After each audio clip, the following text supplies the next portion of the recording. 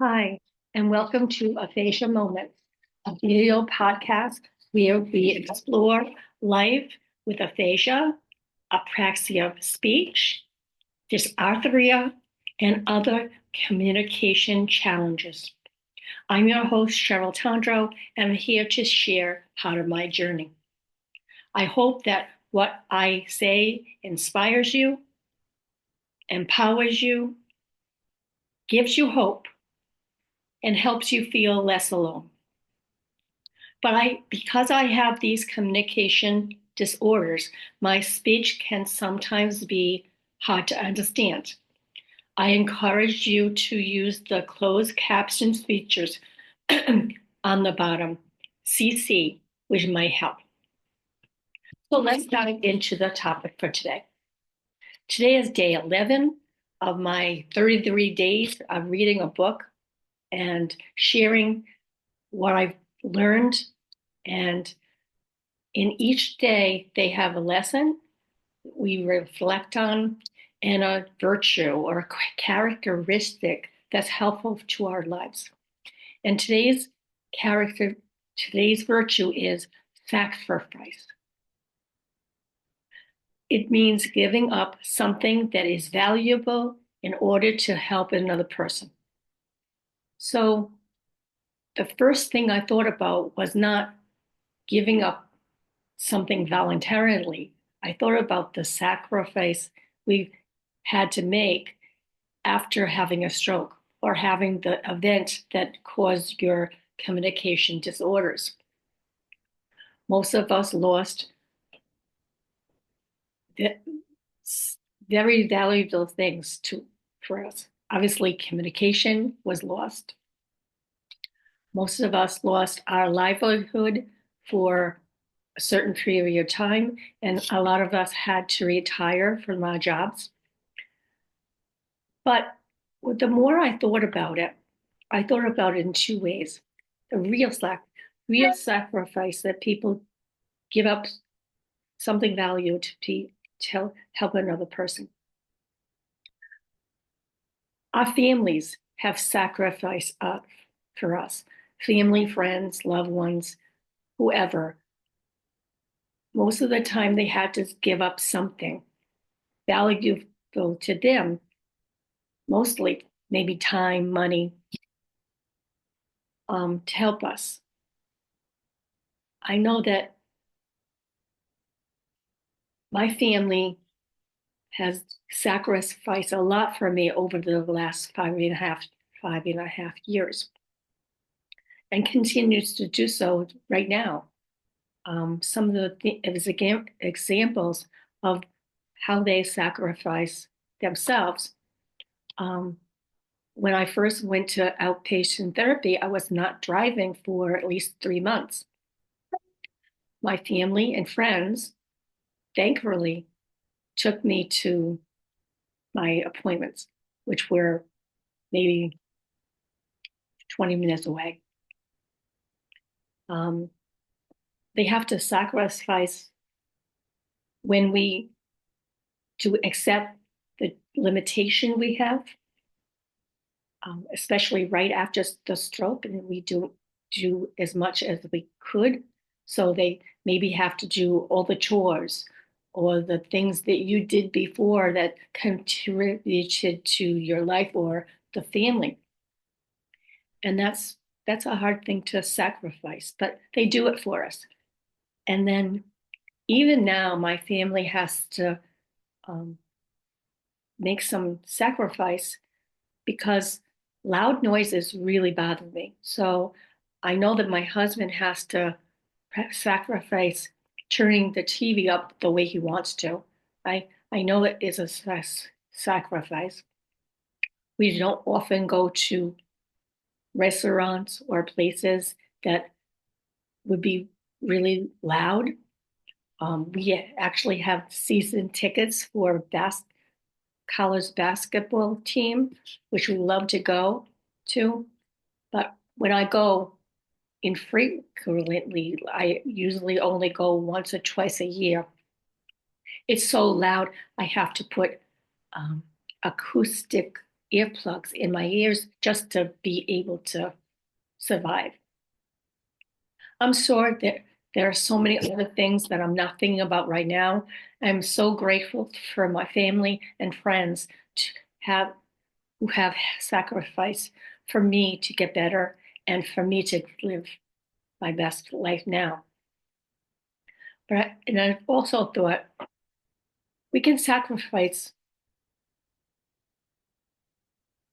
for others as well, especially sharing our story. It may reduce the risk of them having the same event if it's preventable. I believe that we who have had strokes or other things that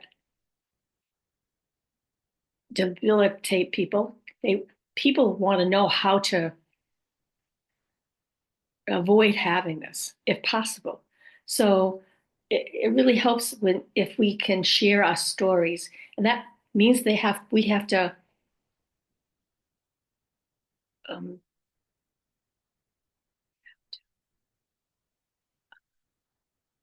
we have to something to our privacy. We have to give up our privacy. Um, I think it's really important to share. Oh, that means being honest. I know that at the beginning, really at the beginning, I was so in denial. I knew I had a stroke. I knew that I had no communication. I had no speech. I had nothing for speech or language. But I was convinced that I had a 2 or 3 month period of time because I was on disability.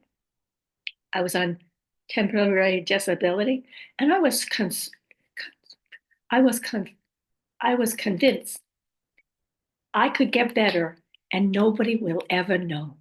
My husband laughed at me in a little light way. He was not trying to be mean, but he said, "You really think that when you have to meet people, they're not going to ever know there's something different?"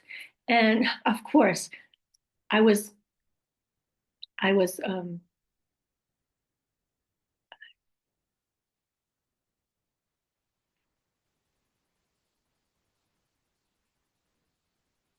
fooling myself, but I actually even told my mother and father not to tell my immediate, no, my extended family, and we're really close family. So I don't know what I was thinking, but obviously I came around to telling people my story. I still am telling the people my story because I think it's so important. Um, so I also think we should share the Be Fast um, acronym for how to identify the signs of stroke. So when we're telling our story, we'll say, when I had this story, I couldn't do this and I couldn't do that. That was the indication that I may be having a stroke. I would obviously, for me, it was coming into the kitchen and not being able to say anything to my husband. I sat down. I I don't know how I looked, but I was like, I can't. And he immediately called 911, who was there pretty quickly.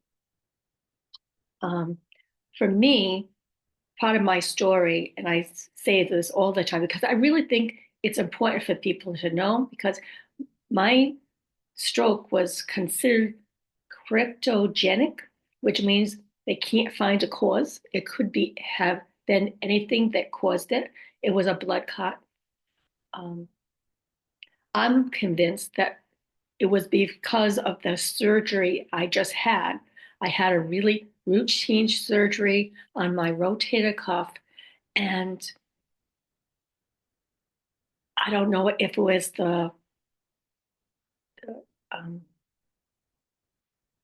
anesthesia or the spinal block or something else to do with blood clots. But I like to tell people that really it probably was the surgery that could be the cause of it. Um, I will never know for certain, but when they when you get ready for a routine surgery, they of course give you all the things that could go wrong. You could die. You can have this. Can have clots. You can have a stroke. You would have a heart attack. You can have blood. You can have bleeding. So when you're signing that, just remember it might be not be a big percentage of people who get strokes or heart attacks from a surgery, but it does happen. And it seems like because mine is considered cryogenic, they're not going to consider that a post-surgery um, cause. So that's not included in the percentages that you hear. Usually it's 1 to 2% higher when you have brain surgery or heart surgery, something like that. So I really do think it's my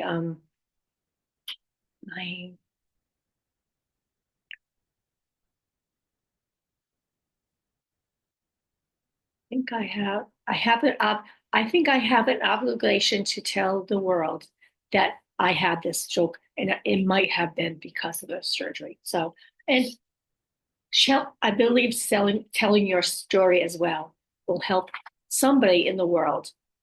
We might never know how it affects another person, but your story is important. So, in closing, I want to thank you for listening to my um, episode of Aphasia Moments today. I hope that you got something out of it and reminded you that even with the communication challenges we have, life can still be full of meaning, connection, and joy.